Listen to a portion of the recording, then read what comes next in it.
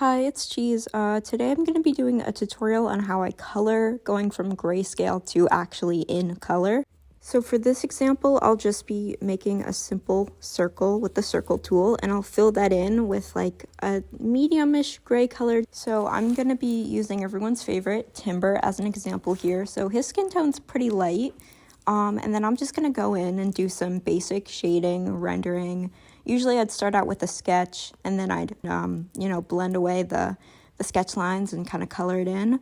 But for this, I'm just going to be using the circle. So even though I'm in grayscale, I still want to make sure that I have a light source coming from one side. So you can see I have it on the left here, and then the right will be a little bit more in shadow. So I'm just going to go in with a little bit of a finer brush, just so there's more of a distinct difference between each side. Now, when I'm adding the color, I'll either use it in one of two blending modes. I'll either do it in multiply, which you can see here, or I'll do it in the color blending mode, which for this instance, I will be using. So then you can see I go in with a few different shades, some undertones and stuff like that, just to add a little bit more variety and to make the skin look a little more alive.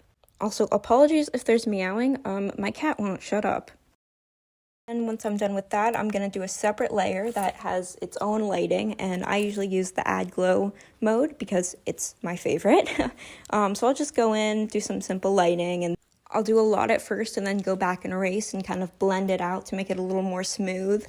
And then if I decide that that's a little too smooth, I'll go in with another layer in that same add glow blending mode, and I will use a noise brush, which is one of my favorite brushes for adding texture. It just really makes the piece come alive, and I love using it for lighting especially. So once I've done the lighting, one last thing I'll do is I'll either go in with a multiply or an overlay or both blending modes, and I'll just add a little bit of lighting difference, and it also like unifies all the colors together in the piece. I usually do it under the lighting, and that's about it for this little skin circle. I've really enjoyed doing these tutorials, so if you have anything that you'd like me to cover, please let me know, and thank you for watching.